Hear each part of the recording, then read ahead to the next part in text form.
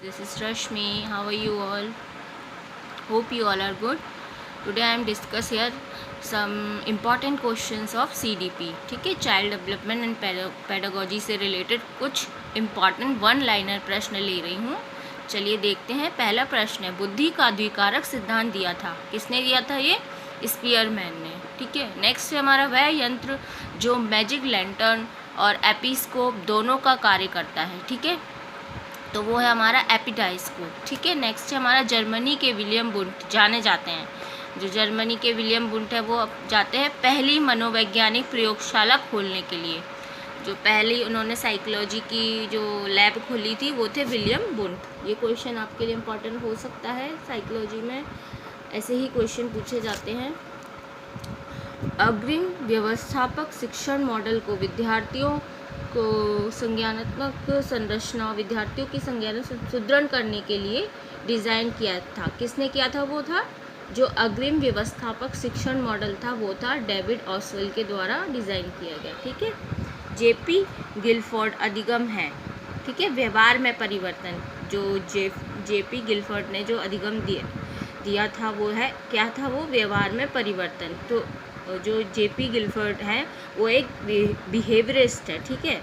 मतलब ऐसा क्वेश्चन आपसे पूछा जा सकता है कि मतलब 4-5 आपको नाम दे देंगे, उनमें से इनका दे देंगे और पूछेंगे कि व्यवहारवादी को मतलब छांटिए. तो आप गिलफोर्ड का नाम ले सकते हैं. इनका पूरा नाम है जॉय पॉल गिलफोर्ड और ये 7 मार्च को मतलब इनका बर्थ है 1897. ठीक है. तो नेक्स्ट क्वेश्चन है हमारा, शैक्षिक तकनीक का सर्वप्रथम किसने विकास किया? जो शैक्षिक जो टीचिंग जो टेक्नोलॉजी है उसका सर्वप्रथम किसने विकास किया है? वो है ब्राइमर ने. ठीक है.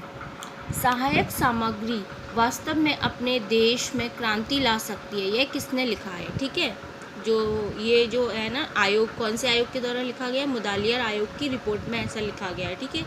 तो ये जो मुदालियर आयोग का जो गठन हुआ था वो हुआ था 23 सितंबर 1952 को. ठीक है. और इसके किसने किया था इसका गठन? लक्ष्मण स्वामी मुदालियर. तो उनके ही नाम पर इस आयोग का नाम दिया गया है. ठीक है. इस आयोग में मतलब बताया गया है कि शिक्षा, जो प्राथमिक शिक्षा होती है वो 4 से 5 वर्ष की होनी चाहिए. ठीक है. और हाई सेकेंडरी की शिक्षा को 2 पार्ट्स में डिवाइड किया जाना चाहिए.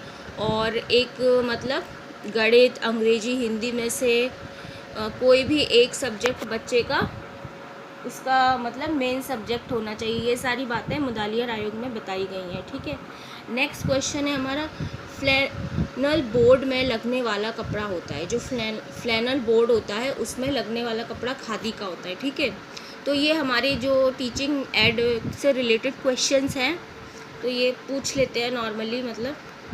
तो ये जो फ्लैनल बोर्ड में जो कपड़ा लगता है वो होता है खादी का. गतिशील चित्रों एवं दृश्यों को किसके द्वारा रिकॉर्ड किया जाता है? ठीक है. जो मूविंग जो चित्र होते हैं ना, मूविंग चलने वाले, तो वो किसके द्वारा?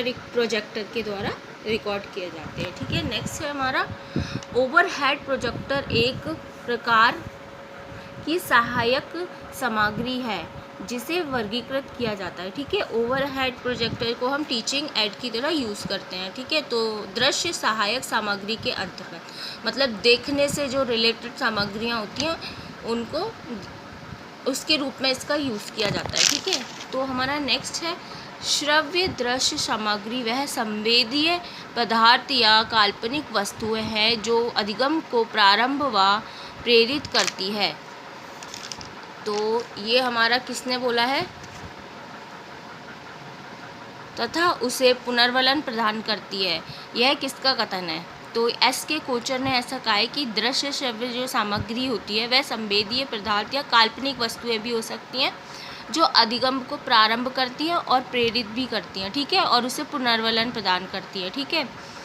तो ये हमारे कहा है एस के कोचर ने. तो LCD का पूरा नाम क्या होता है देखते हैं, लिक्विड क्रिस्टल डिस्प्ले. ओके.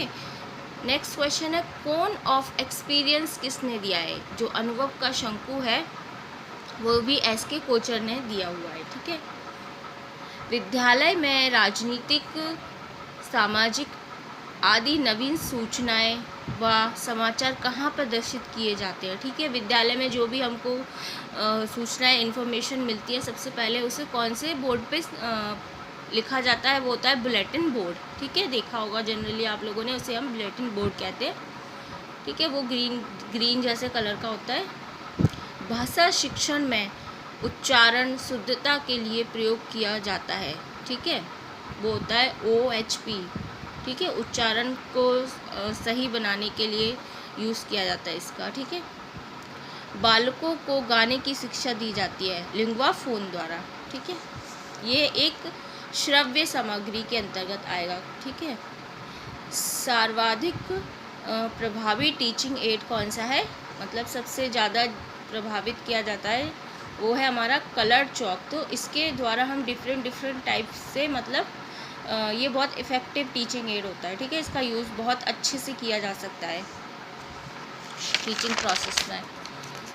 तो क्योंकि पहले के मतलब टीचर्स के पास सिर्फ चॉक्स ही रहते थे अवेलेबल, आजकल तो मतलब बहुत सारी सुविधाएं हैं टीचर्स के पास, तो इसी के बेस पर कलर चॉक को नाम दिया गया है। ठीक है, बेस्ट टीचिंग एड का।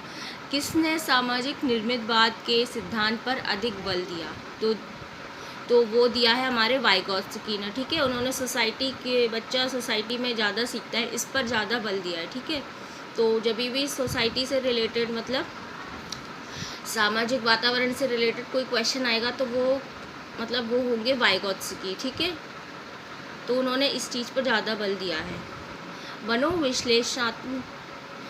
मनोविश्लेषणवाद सिद्धांत का प्रतिपादन किसने किया है। ठीक है, वो है हमारे सिगमंड फ्राइड ने किया है। ठीक है, कार्य क्षेत्र का सिद्धांत दिया है कर्ट लेविन ने।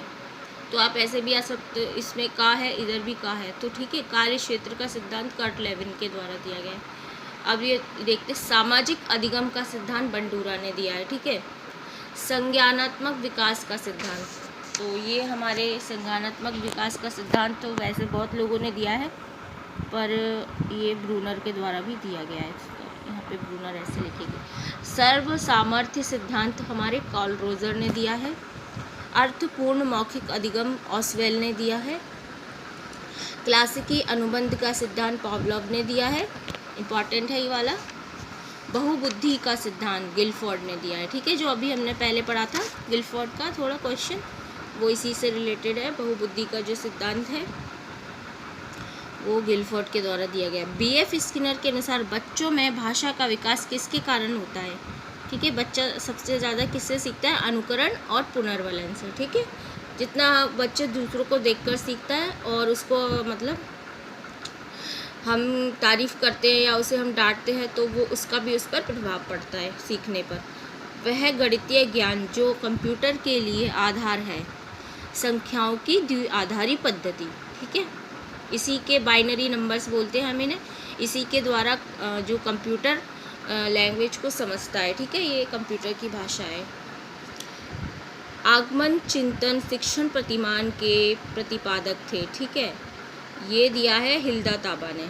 नेक्स्ट क्वेश्चन है, प्रयत्न व त्रुटि के सिद्धांत के प्रतिपादक हैं थॉर्नडाइक। ठीक है, तो ये थोड़े प्रश्न थे मतलब CDP के, और ये बहुत ही बेनिफिशियल साबित होंगे अगर आप इन्हें एक दो बार इन वीडियो को रिपीटेडली देखें। So I will come with more important MCQs of CDP.